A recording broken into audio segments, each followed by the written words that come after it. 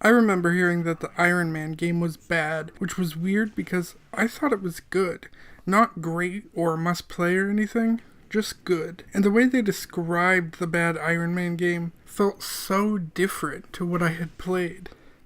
Turns out, that's because it was. Iron Man on PS2 is a whole different game than Iron Man on the 360 or PS3. So the one I'll be talking about is the PS2 version, which I believe is also the same as the Wii version. You know how any person who has ever reviewed a Batman Arkham game says, "This game makes you feel like Batman"?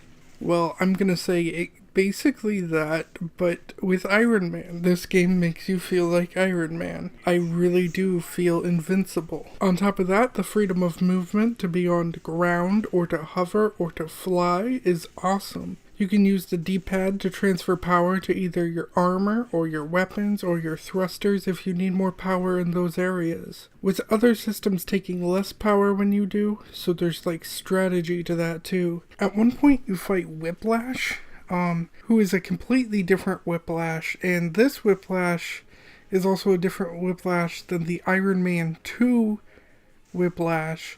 So I'm wondering what's going to happen in the Iron Man 2 game when they bring in Whiplash, or if nothing will happen, because this one isn't like the canon Iron Man game the Xbox 360 one would be. Levels are linear, which is a bad thing. The game follows the movie incredibly loosely, but you do still fight Obadiah as the final boss. I'll admit, some levels suck. Basically, the escort ones are the ones where you have to protect someone from dying, but when you can just be Iron Man and blast people away, it's not that bad. Honestly, this is just like I said. A good game, but not a great game. Nothing you have to play, but it's still fun regardless. Spider-Man Friend or Foe is a game set in the Sam Raimi Tobey Maguire universe, in costumes alone. Really, it doesn't have the feel or the voice acting of the crew from that series. This game is sorta like Ultimate Alliance, where you pick a team, fight a bunch of baddies, and upgrade your team. Unlock characters, switch the team, keep fighting until you fight the final boss.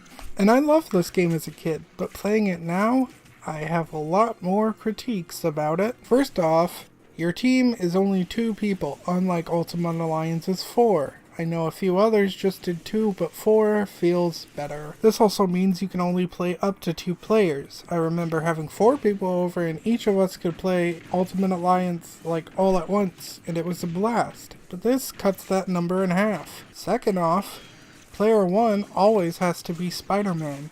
Even when the game is beat, you still have to be Spider-Man.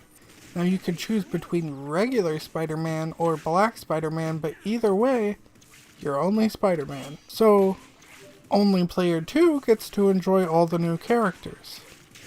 Next off, the art style isn't great, and it makes some characters like Black Cat or Doc Ock or Nick Fury look fucking stupid. Also, Harry is called New Goblin in this.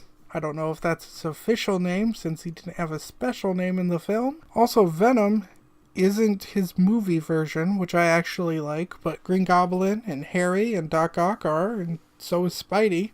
The tone of the game is cheesy and a bit too kid-friendly for my taste. I mean, it was made for kids, and as a kid, I loved it. But as an adult, I was either bored or was cringing with the dialogue. Gameplay-wise, each level lasts way too long. There are 4 types of enemies, and even when they change a bit per level, they are always still basically exactly the same. The amount of variety, or even special situations it throws at you, is non-existent, making literally every fight in the game feel exactly the same. Now for the good. It controls well, and I really do like all the characters you can lock and play as. I think that's literally all the positives I got. Despite that, I'm not saying this is a bad game, but I'm also not saying it's good. It's a game you can play while you zone out. It can be one that's good for multitasking, I guess. But if you're looking for an exciting experience, once you've played the first 10 minutes of the game, you've really played the whole game, and all the rest of the game is gonna feel exactly the same. As a kid, I knew some other kids who were playing Spider-Man Web of Shadows, and I wanted to too. But I only had a PS2, and what luck, it turns out it was on the PS2 as well. What was the Amazing Allies edition, I wondered, but didn't bother to look up because I had only gotten internet that year? Turns out what that meant is I bought a totally different game, and I was disappointed. Because this kept fucking happening to me. It happened with Force Unleashed, it happened with X-Men Origins, and now Web of Shadows. The PS2 version is a totally different game. I think this also happened with Ultimate Alliance 2 as well. Now, maybe I wouldn't be disappointed if they didn't name the game the same to try to trick me. And I've since learned from my mistakes, sometimes. Fool me once, shame on you. Fool me 4 or 5 times. I guess, shame on me. In my defense, smartphones didn't exist at the time I bought this, and I didn't own a car. So if I didn't buy it at that time, who knows when I'd get another chance. I will say, owning unique versions of the game is kinda cool, and I did have fun with them. I just didn't end up with a game I thought I bought and ended up with a worse version, so that's always disappointing. This version came out on PSP and PS2, and what you're seeing is the PSP version because my PS2 one stopped working. The game is a side-scroller beat-em-up with some platforming elements. It also has power-ups and the ability to summon allies, hence the Amazing Allies edition. The allies just do damage to everything on the screen and then vanish. The beat-em-up and the platforming sections are both pretty mediocre. One cool thing is the ability to change suits instantly. Suits change your moveset, your power, your speed. You also get points depending on your actions. Help people out, you get good points. Don't help people out, you get bad points. And these can be used to upgrade your suit. I think one issue I have with the game is also its strength, and that is the game is constantly making jokes. And I know Spidey is known for his joke, but also Spidey can be serious when he needs to be. And this game is not that, and it really wants to have almost a Deadpool-esque writing to it, but way more tame than Deadpool. The jokes are non-fucking stop, and sure, some of them land, but there are so many and way more often that they usually totally miss. And as a kid, I found it hilarious, and as an adult, these jokes are kinda bad. This guy just wants us to tie his shoe. We can either double knot his shoes, which is the good choice, or tie his shoes together, which is the bad choice. This is fucking stupid. And it really isn't even funny, and the game is just filled with shit like this. This isn't just some one-off, and you can't just ignore him or chuck him off a building. No, you gotta tie his shoes. All the people in this game are stupid as fuck for the sake of silliness. Boss battles progressively get easier and easier even without upgrades, which is a very weird way to make a game. And I will say the Allies system led to some funny moments for me, like when I summoned Galactus to fight Black Cat. Bit one-sided there. Story-wise, it does kind of follow the main game it's based on. Kingpin and Nick Fury need your help to stop Venom and an army of symbiotes from taking over. The symbiotes have an interesting design, so I'll give them that, and I do really like how the world slowly gets worse and worse as time goes on. Your actions barely mean shit though. It can change what boss you fight sometimes, but usually it won't. And let me show you the two different endings. Ta-da!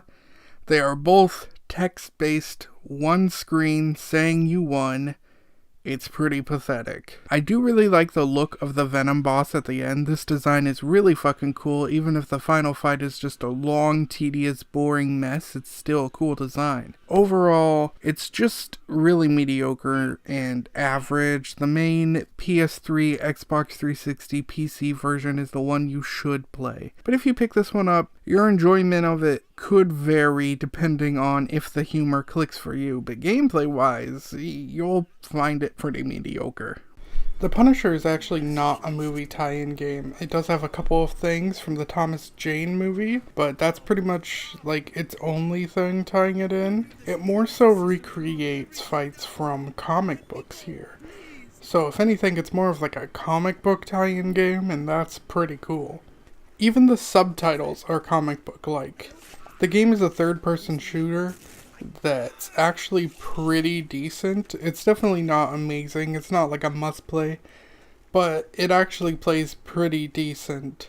The game's also tied in with the rest of Marvel, having characters like Bullseye and Nick Fury and Black Widow. Persuade this comrade. As well as a level taking place at Tony Stark's lab. And the game has interrogations, which is not only your way to get information, but also to heal. The interrogations, they're not like really that important for like progressing or anything. They more so let you know bonuses, or like, hey, there's a trap ahead, or here's the code to this, you know. You can still, as far as I know, progress without interrogating, but it gives you bonus shit, you know, as well as healing you. And the goal is to get them to talk without accidentally killing them, which varies on how difficult that is. Some of them are, like, obviously really easy to do, and then some of them I just kill them by accident, and I'm like, fuck, what did I even do wrong here?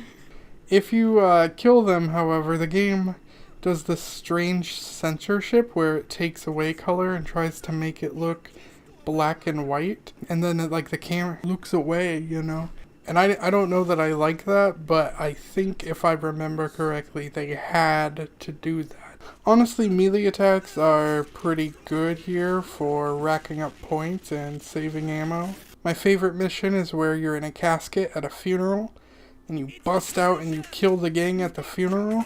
Overall, I'd say this game is pretty good. It's not great, it's not a must-play. Some people say it's a masterpiece, and it's not that, but it is really good. I do recommend it, you know. So yeah, if you pick it up, you're gonna have a fun time. Ghost Rider is a hack and slash based on the Ghost Rider movie with Nicolas Cage. They must not have had the rights because his face looks different in the cutscenes. However, you're never going to play as Johnny Blaze in the game, so I guess it really doesn't matter. You're always Ghost Rider. The game's a hack and slash, kind of like God of War or Forced Unleash. It honestly looks good, it handles well, it has a lot of unlockable combos. Combos give different amounts of currency based on how many hits you got without being hit, Damned being the lowest and Vengeance being the highest. You also have a shotgun you can use, and a penance stare, which works even against large mini-bosses. Basically, the penance stare will take out anyone in one hit except the main bosses. You also have a move that can clear out all smaller enemies around you, and get used to seeing those animations a lot. Now, the only thing to really mix up the game are these bike sections where you drive on a bike shooting enemies and ducking or jumping over obstacles. I honestly like this part. Maybe the most, and it comes in between different segments. The game is super repetitive and can be boring, so like that helps spice it up a bit. But even still, it does still feel kind of repetitive. Bosses in this game are nothing to really write home about, but I do like the designs. Blackheart being the final boss, and he's a fucking giant here, and I really like that they used his comic design rather than his movie design, despite this being a movie tie-in. To which it's so loosely tied in, I don't even know if it counts.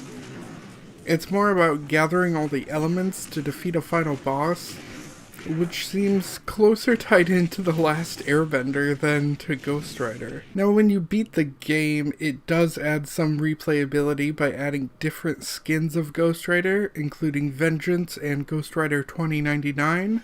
But I think the coolest unlockable is the character Blade, which has his own movesets and powers. Plus, it takes away the penance stare and the ability to heal with fire, making him more of a hard mode character. And that's kind of cool. Overall, though, this game is just okay.